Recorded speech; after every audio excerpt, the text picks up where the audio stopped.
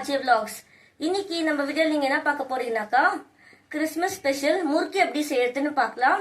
வாங்க வீடியோக்குள்ள போயிட்டு முறுக்கு எப்படி செய்யறதுன்னு பார்க்கலாம். 2 kg ரேஷன் அரிசி முறுக்கு செய்யறதுக்கு நல்லா வாஷ் பண்ணி காய வச்சு எடுத்துருக்கிட்டு இது இப்படி நம்ம டச் பண்ணி பார்த்தோன்னா கொஞ்சம் சாஃப்டாக இருக்கணும், ரொம்ப காஞ்சிருக்க கூடாது. இப்படி கொஞ்சம் சாஃப்டாக கொஞ்சம் லைட்டாக ஈரமான பதத்தில் இருக்கணும். இது 2 kg அரிசி. இது 2 kg அரிசிக்கு நம்ம 1/2 kg உளுத்தம் பருப்பு வறுத்துக்கணும். இந்த மாதிரி ப்ரௌன் கலர் ஆகணும். அதுக்கப்புறம் அதே மாதிரியே நம்ம பாசி பருப்பும் 1/2 kg வறுத்துக்கணும். இதே மாதிரி கோல்டன் ப்ரௌன்ல ஆகணும் கலரு. நம்ம வாயில போட்டோடனே சவுண்ட் கட்டக்குன்னு வரணும், கிறிஸ்பியா இருக்கணும். பாசி பருப்பு நல்லா லைட் ப்ரௌனிஷா வறுத்துருக்கணும். அது வறுக்கும் போதே நம்மளுக்கு நல்ல மனமா இருக்கும் வாசனை. பாசி பருப்பு நல்லா வறுத்து வச்சிருக்கிறோம், ஒரு பிளேட்ல டிரான்ஸ்ஃபர் பண்ணிருக்கிறோம். இந்த கலர்ல வரணும் பாசி பருப்பு, கொஞ்சம் கோல்டன் ப்ரௌன்ல வரணும் பாசி பருப்பு.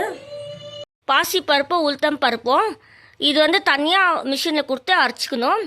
அதே மாதிரி இந்த அரிசியும் நம்ம தனியா அரைச்சிக்கணும், மிஷின்ல ரெண்டும் தனித்தனியாக அரைச்சிக்கணும். ஏன்னா அரிசி கொஞ்சம் ஈரப்பதத்தில் இருக்கிறதுனால, கொஞ்சம் லைட்டாக ஈரப்பதத்தில் இருக்கிறதுனால ரெண்டத்தையும் ஒன்றா தனித்தனியாக அரைச்சிக்கணும். இப்போ நம்ம மிஷினில் கொடுக்க போகிறோம். மிஷினில் கொடுக்கும் போது நம்ம என்ன சொல்லணும், முறுக்குக்கு அரைக்கிற மாவுன்னு சொல்லணும். முறுக்குக்கு அரைக்கிற அரிசி மாவு அப்படின்னு சொல்லிட்டு கொடுக்கணும் நம்ம. இப்போ முறுக்கு செய்யறதுக்கு முறுக்கு மாவு அரைச்சின்னு வந்தாச்சு. அது இப்போ நம்ம ஜலிச்சிட்டு வறுத்துட்டு அது முறுக்கு எப்படி செய்யறது நாங்கள் காமிக்கிறோங்க, நீங்க பாருங்க.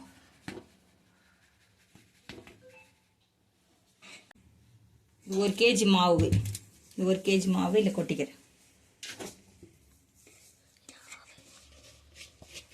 அரிசி மாவு 1 kg அரிசி மாவு கொட்டிட்டு இருக்கு. நெக்ஸ்ட் இது உளுத்தப்பருப்பு 1/4 kg, பாசி பருப்பு 1/4 kg. இந்த 2 அரிசி வச்சிருக்கேன், 2 சேர்த்து 1/2 kg ஆச்சு. இது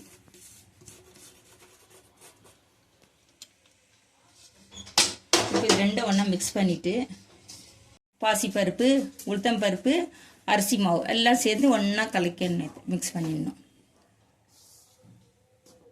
இதெல்லாம் ஜலிச்சு எடுத்துட்டேன்,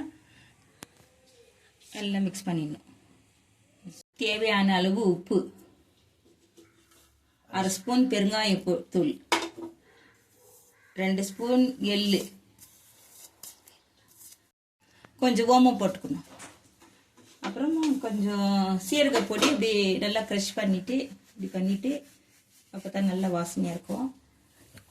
சீரக பொடி போட்டுட்டு நல்லா கலரி விட்டுட்டு நல்லா கலரணும். சரி, இப்போ இதில் 1 கப்பு எண்ணெய், காசின எண்ணெய். இது நீங்கள் எண்ணெய் ஊற்றிக்கலாம், இல்லாட்டி நெய் வெண்ணெய் இது எதனா போட்டு கூட ஊற்றிட்டு நல்லா இதை பிசைஞ்சிடணும்.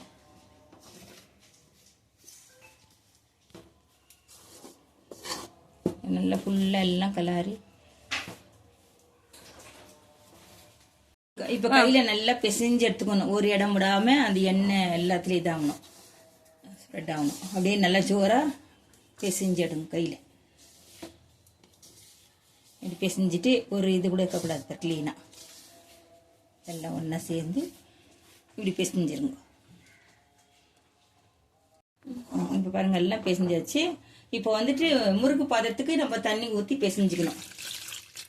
கொஞ்சம் கொஞ்சமாக தண்ணி ஊற்றி அப்படி அப்படியே பிசைஞ்சினே அப்படியே இப்படி கொஞ்சம் கொஞ்சமாக தண்ணி ஊற்றிக்கணும்.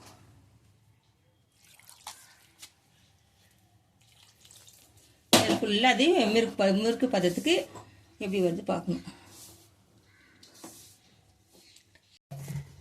இப்படி நல்லா பிசைஞ்சுக்கணும் மாவு. இப்படி நல்லா அழுத்தி பிசைஞ்சு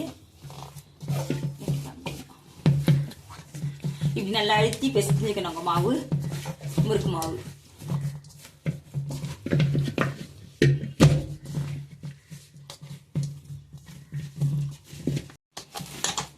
இப்படி நல்லா பிசைஞ்சுக்கணும் மாவு.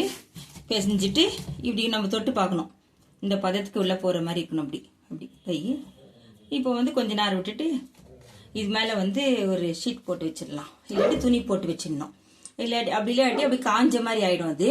அதனால வந்து துணியோ இல்லை ஷீட்டோ போட்டு வச்சுட்டாக்கா கொஞ்ச நேரம் விட்டுட்டு நம்ம முறுக்கு சுட ஸ்டார்ட் பண்ணலாம்.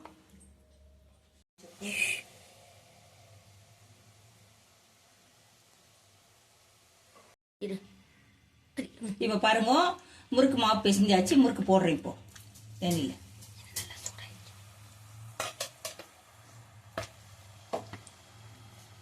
எண்ணெய் நல்லா சூடாயிடுச்சு. ஸ்லோ அனல் வச்சே போடுங்க. இது ஒன்று ஒன்றா போட்டுட்டு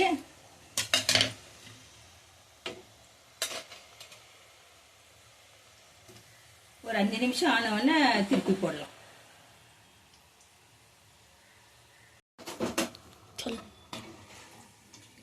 போட்ட முறுக்கு நம்ம எடுத்து பார்க்கலாம் எப்படி இருக்குதுன்னு. இது எண்ணெய் எடுத்துட்டு இப்போ முறுக்கு எடுத்துட்டாங்க.